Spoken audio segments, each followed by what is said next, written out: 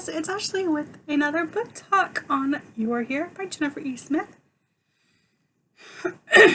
So this won't be like extremely long, I don't think. Probably very much in depth just because it's a very tiny book and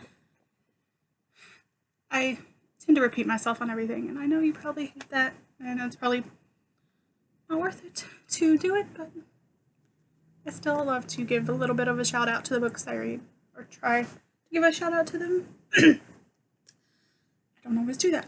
But so this one is You're Here by Jennifer E. Smith.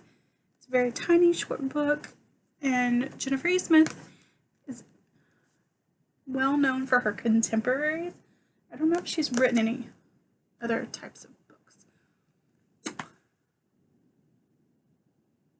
not sure. But I do know that her contemporary books are always so adorable and so cute, and the little romances that blossom in the books are adorable. She is definitely probably one of my top 5, I would say, contemporary authors that I like. So one day I will probably get to trying to do a contemporary authors that I like, because we all know I've got quite about one. I can think of 1, 2, 3. I think of 4 or 5 right off the bat. So yeah, we'll see how that goes. Let me know if you guys want that kind of video. I don't know. I really kind of suck at any other videos other than unboxing or trying to book talks. But we'll see. I feel like I need to do something besides those videos on my channel. So let me know if you guys are watching this.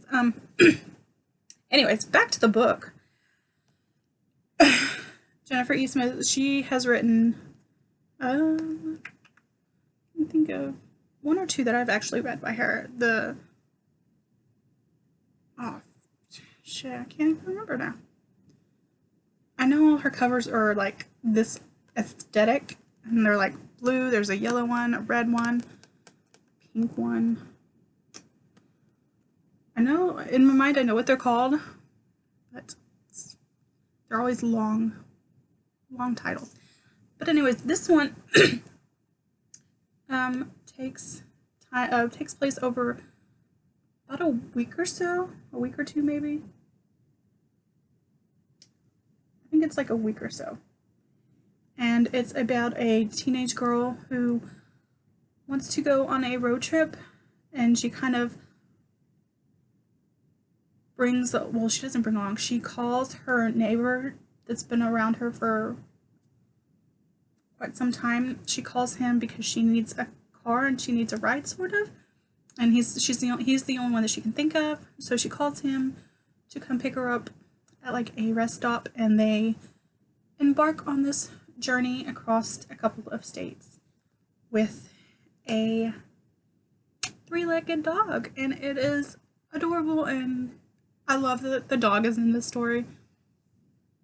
And the other thing about it is it's definitely talks about family, and it's got family in it,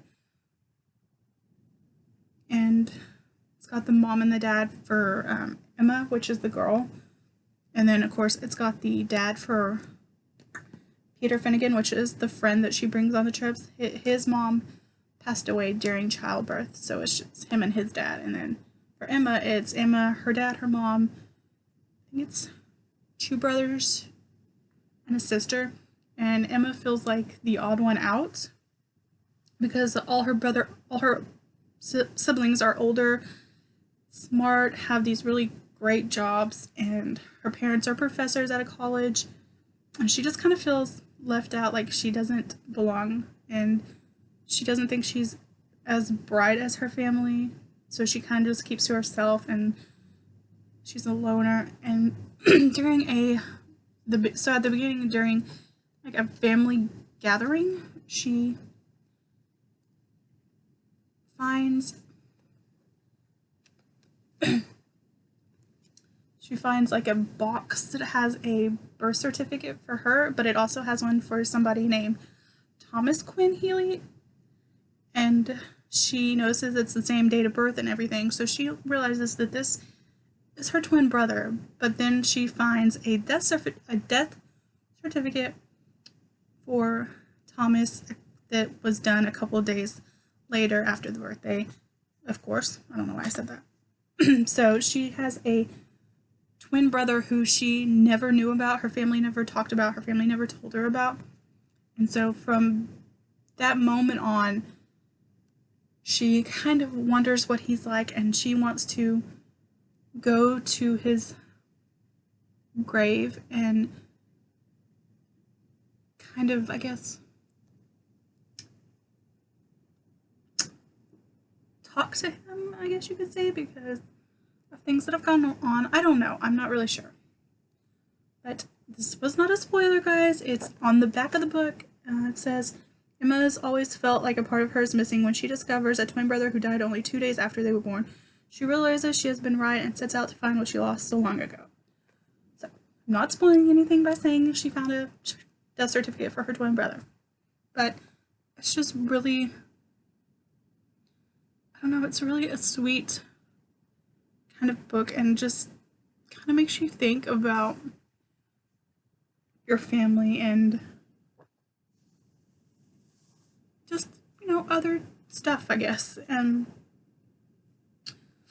like I said, she gets her parents to let her go on to New York with her brother Patrick. It's Patrick. And she decides she's going to steal Patrick's car and go on a road trip to, I think it's like North Carolina, Virginia, I don't know, somewhere down south where her twin brother Thomas was buried, and see him. And it's also where her other brother Nate lives. So that's her plan. Of course, we know road trips are bound to have problems, guys. Problems, issues. Something's bound to go wrong. And it's always fun to see. And so after she decides she's going to steal her brother's car, she gets stranded at a rest stop, I think in like New Jersey or somewhere. And she kind of sits there, she goes into it, she eats some, she finds this stray dog, this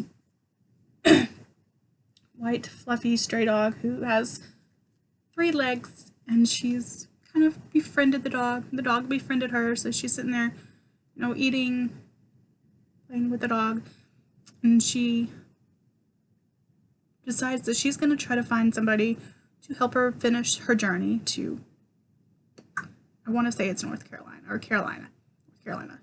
So she calls her neighbor, Peter, who is also kind of in a way like her because he's keeps to himself, but he doesn't have any siblings. His mother passed away during childbirth, so it's just him and his dad. His dad never talks about his mother, and he's just this kind of loner child as well. He loves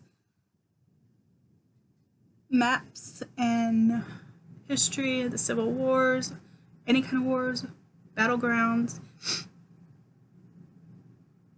because, yeah. And so she calls him and says, hey, do you want to go with me on this road trip, kind of? And he's already thinking about setting out kind of and going somewhere, and he has already stolen this car that's in impound because his dad is a police officer and he keeps cars in their backyard that are impounded. So Peter steals this Mustang and decides he's going to go ahead and take off to see Gettysburg and stuff like that. And he gets the call from Emma, decides he'll say yes, and kind of turns around to go get her. Gets her, the dog. Of course, they can't leave the dog. I mean, why not? Why would you leave the dog? But yeah. So, stuff ensues, and it is an adorable road trip. So, yeah. let me know if you guys read this and what you thought. I will see you next time.